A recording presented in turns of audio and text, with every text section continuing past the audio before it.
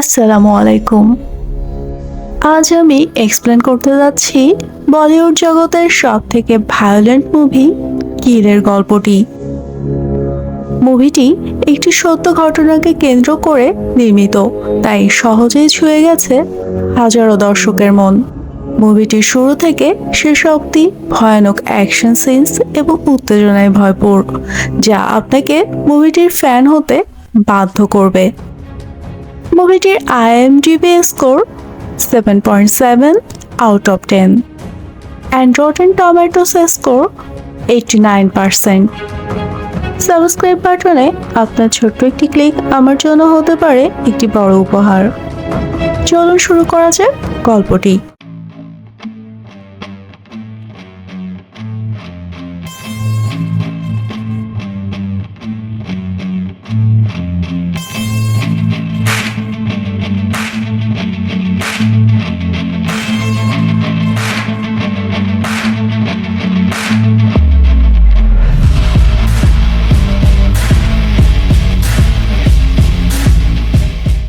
এই মুভিটির প্রধান চরিত্র ক্যাপ্টেন অমৃত রাথোর একজন ন্যাশনাল সিকিউরিটি গার্ড বা NSG কমান্ডো হওয়াতে দর্শকের মনে অন্যরকম একটি স্থান করে নিয়েছেন তিনি।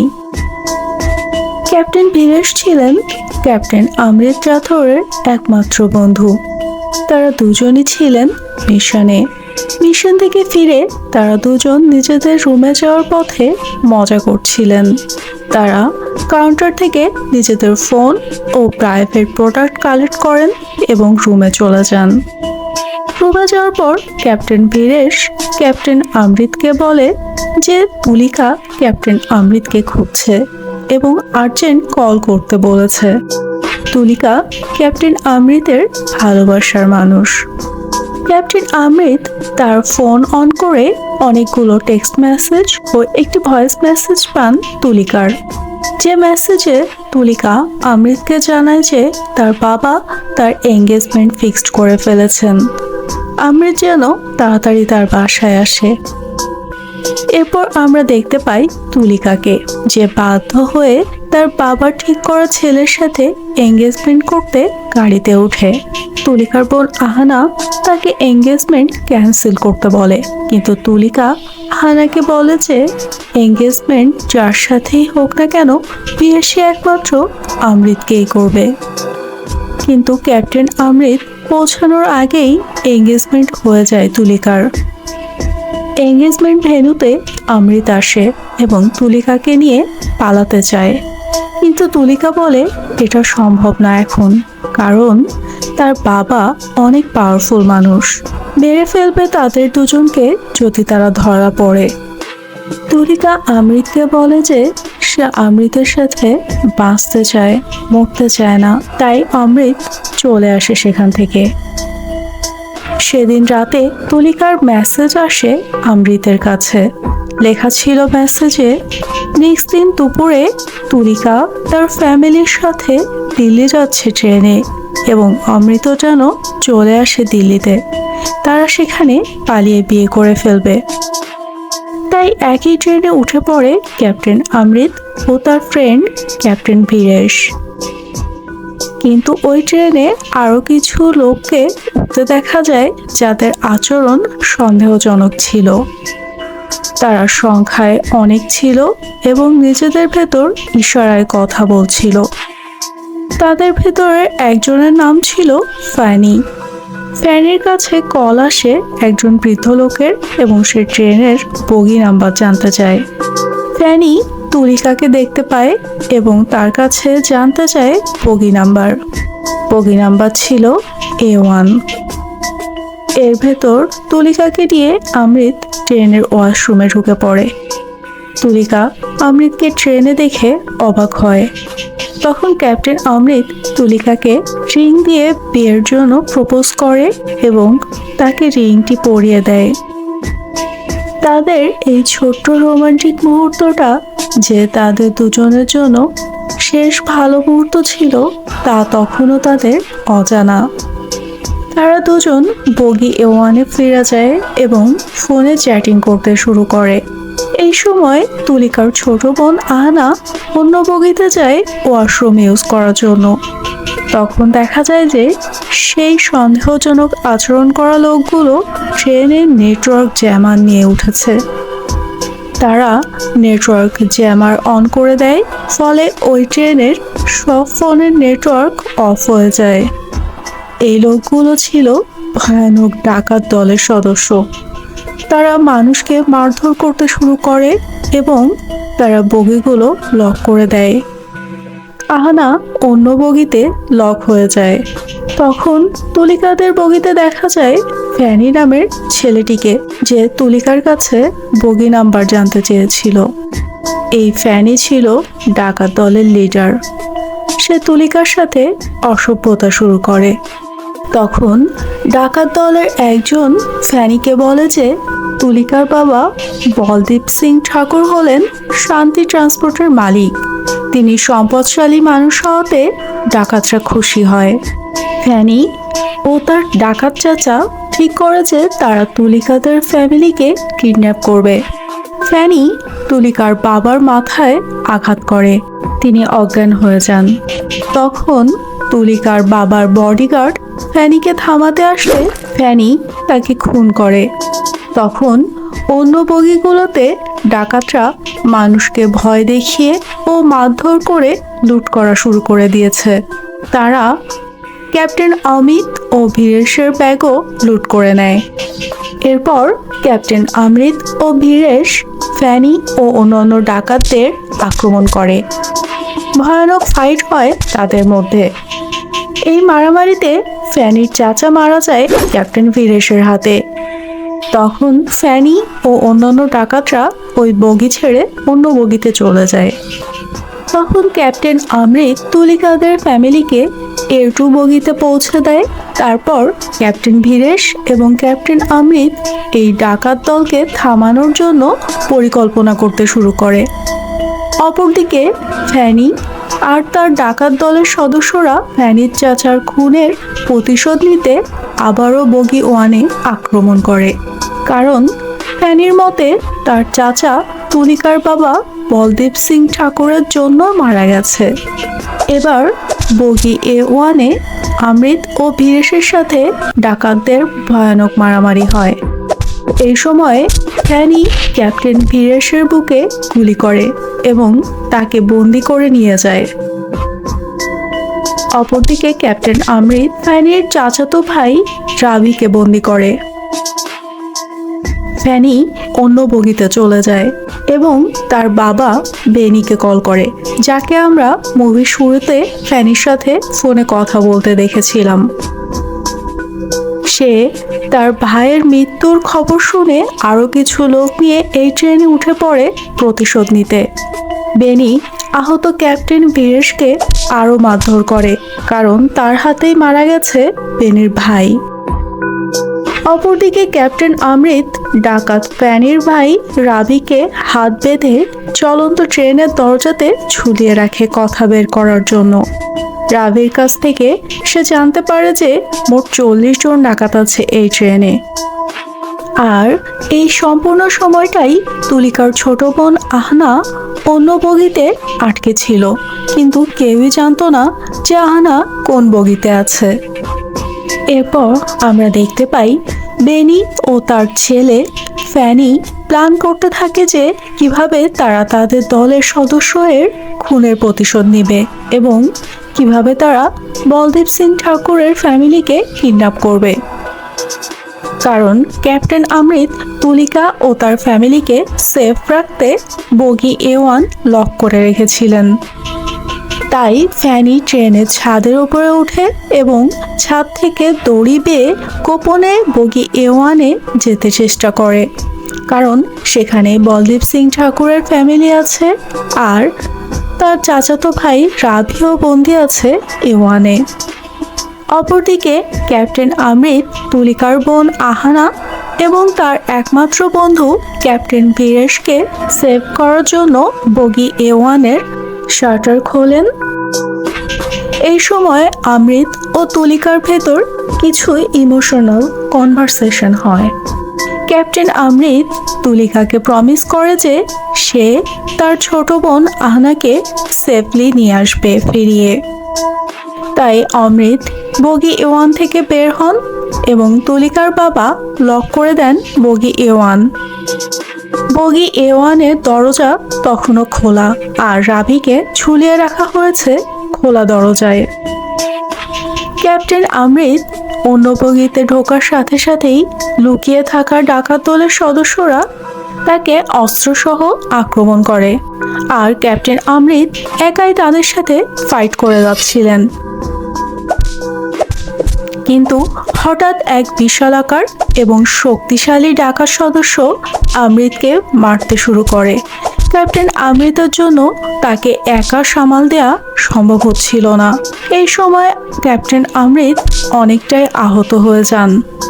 অপরদিকে ফ্যানি পৌঁছে যায় বগি A1 এবং সেই খোলা দরজা দিয়ে বগি A1 ঢুকে যায়, যে দরজাতে রাভিকে বেঁধে রাখা হয়েছিল। তুলিকা আর তার বাবা বলদীপ সিং ফ্যানিকে দেখে অনেক ভয় পেয়ে যায়। তাই তুলিকা বগি A1 দরজা খুলে পালানোর চেষ্টা করে ক্যাপ্টেন আমৃতের কাছে। ফ্যানি তুলিকাকে ছুরি নিয়ে তাড়া করে। তুলিকা দৌড়ে অন্য বগিতে যেয়ে দেখে ক্যাপ্টেন আমৃত তখন সেই বিশালাকার ডাকাত সদস্যের হাতে ভয়ানকভাবে আহত। আমৃত অনেক চেষ্টা করে কিন্তু আসতে পারে না তুলিকার কাছে তাকে হেল্প করতে। তুলিকা প্রচণ্ড অসহায় হয়ে শুধু তাকিয়েছিল আমৃতের দিকে। ঠিক তখনই ফ্যানি তুলিকার পেটে ছুরি মারে। আমৃতের চোখের সামনে হচ্ছিল সবকিছু, কিন্তু সে কিছুই করতে পারছিল না। ফ্যানি তুলিকাকে চলন্ত ট্রেন থেকে ছুঁড়ে নিচে ফেলে দেয় আর ক্যাপ্টেন আমৃত জ্ঞান হারান। যখন ক্যাপ্টেন আমৃতের জ্ঞান আসে তখন সম্পূর্ণ ডাকাত দল ট্রেন থেকে লুট করা মালামাল আর বলদীপ সিং ঠাকুরকে নিয়ে পালানোর জন্য অলমোস্ট রেডি। আমৃতকে ট্রেনের সেই দরজার সামনে আনা হয় ট্রেন থেকে ফেলে দেওয়ার জন্য, যে দরজা দিয়ে তুলিকাকে ফেলে দেওয়া হয়েছিল। কাঁচের দরজায় তুলিকার রক্তাক্ত হাতের ছাপ চোখে পড়ে ক্যাপ্টেন আমৃতের। তার মনে পড়তে থাকে তুলিকার সাথে কাটানো সুন্দর দিনগুলোর কথা। হঠাৎ যেন কোনো এক ভয়ানক হিংস্র সিংহ ভর করে আমৃতের উপর। একের পর এক ডাকাত দলের সদস্যদের সে খুন করা শুরু করে ভয়ানকভাবে। রাভি এগিয়ে আসে কিন্তু ফ্যানি তাকে নিয়ে পালিয়ে যায় অন্য বগিতে। আমৃতের বন্ধু ক্যাপ্টেন ভীরেশও মুক্ত হয়ে যায় ডাকাতরা পালানোর কারণে, আর যারা ছিল তারা সবাই মৃত আমৃতের হাতে। আমৃত এবার আসে তুলিকার বাবাকে ডাকাতদের হাত থেকে ছাড়াতে। একটি ফায়ার এক্সটিংগুইশার দিয়ে আমৃত ডাকাতদেরকে জাস্ট পিষে ফেলতে শুরু করে। এবার শুধু একের পর এক ডাকাতদের জাস্ট মরবার পালা। অপরদিকে অন্য বগিতে ফ্যানির বাবা আর কিছু ডাকাত সদস্য লুট করা মালামাল গোছানোতে ব্যস্ত। ফ্যানি তার বাবাকে এসে বলে যে আমৃত সবাইকে মেরে ফেলেছে আর সে রাভিকে বাঁচিয়ে নিয়ে এসেছে। এই ডাকাত দলের সবাই একই পরিবারের সদস্য ছিল। বেনি বলে যে তুলিকার ফ্যামিলি এবং আমৃতকে তাদের মেরে ফেলতে হবে, নয়তো তারা সেফ না। আর ফ্যানি বলে যে সে বলদেব সিং ঠাকুরকে জীবিত কিডন্যাপ করবে যাতে টাকা নিতে পারে তার কাছ থেকে। অপরদিকে ক্যাপ্টেন আমৃত ক্যাপ্টেন ভীরেশকে বলে যে সে আহানাকে সেফলি তার বাবা মার কাছে ফিরিয়ে আনতে ডাকাতদের দখলে থাকা বগিতে যাবে, কারণ আমৃত তুলিকাকে প্রমিস করেছিল। আর আমৃত এবার প্রতিজ্ঞা করে যে সে কোনো ডাকাতকে বাঁচতে দিবে না, কারণ তারা তার ভালোবাসাকে কেড়ে নিয়েছে। আমৃত ট্রেনের খালি বগিগুলোতে ডাকাতদের মারার জন্য কিছু পাওয়া যায় কিনা খুঁজছিল। সে একটি গ্যাস লাইটার এবং এক বোতল লাইটার ফুয়েল পায় আর পায় এক বোতল আফটার শেভ। এই সময় অমৃত ডাকাতদের একজনকে আহত অবস্থায় পাঠায় বেনি আর ফ্যানিকে খবর দিতে যে সে আসছে তাদেরকে শেষ করতে। ডাকাত দলের ভেতর তখন ত্রাস তৈরি হয় অমিতকে ঘিরে। তারা ট্রেন থেকে নেমে পালাতে যায়, কিন্তু বেনি বলদেব সিং ঠাকুরের ফ্যামিলিকে না মেরে যাবে না। অপরদিকে অমৃত তার শরীরের ক্ষতগুলো আফটার শেভ দিয়ে ওয়াশ করে ব্যান্ডেজ করে নেন। তারপর যতজন ডাকাতকে সে এখন পর্যন্ত মেরেছে সবার লাশ ট্রেনে ঝুলিয়ে দেন। তারপর সেই দড়ি বেয়ে রওনা হন ডাকাতদের দখলে থাকা বগির দিকে, যে দড়ি বেয়ে ফ্যানি এসেছিল তুলিকাকে মারতে। কিছু সময় পরে ফ্যানি আর তার বাবা সেই বগিতে আসে যেখানে অমৃত সব ডাকাতদের লাশ ঝুলিয়ে দিয়েছিল। এই লাশের ভেতর সেই বিশাল আকার ডাকাত সদস্য যার নাম ছিল সিদ্ধি, তার বাবার লাশও ছিল। অপরদিকে অমৃত দড়ি বেয়ে পৌঁছে যায় ডাকাতদের দখলে থাকা বগিতে। আবার শুরু হয় ভয়ানক ফাইট। অমৃত বগিগুলোতে আহানাকে খুঁজতে থাকে আর একের পর এক ডাকাত সদস্যকে মারতে থাকে।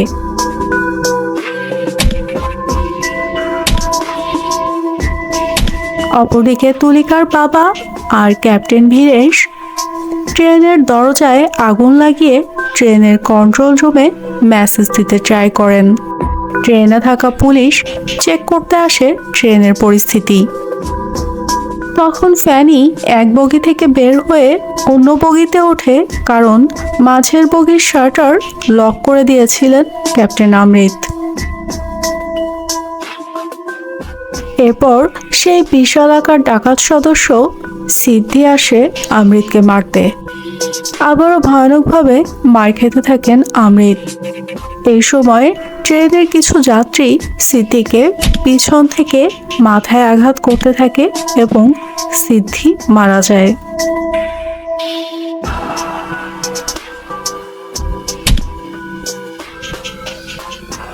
অপরদিকে ডাকাতরা কিছু যাত্রীকে জিম্মি করে সামনে আগাতে থাকে বলদেব সিং আর অমৃতকে মারার জন্য, আর ট্রেনে থাকা পুলিশকে ট্যাকল দেওয়ার জন্য।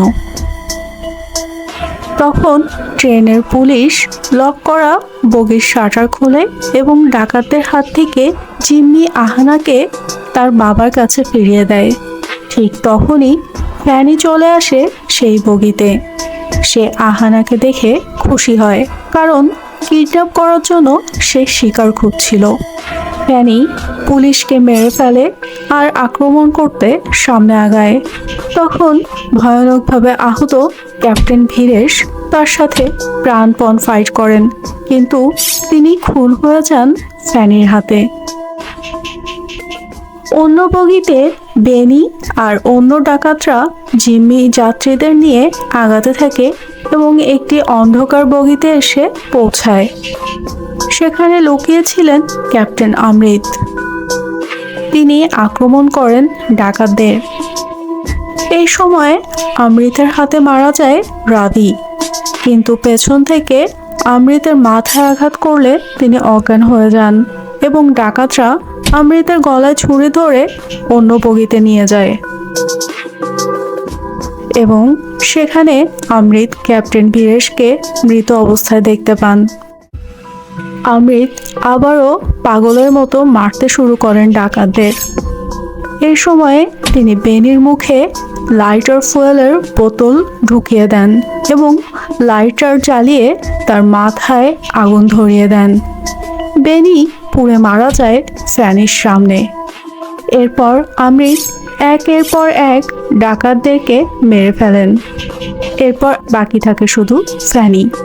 ফ্যানি অনেকবার ছুরিকাঘাত করে অমৃতকে, কিন্তু অমৃত হাতুড়ি দিয়ে আঘাত করা শুরু করে ফ্যানিকে এবং ফ্যানিকে শেষ করে দেন তিনি হাতুড়ি দিয়ে মারতে মারতে।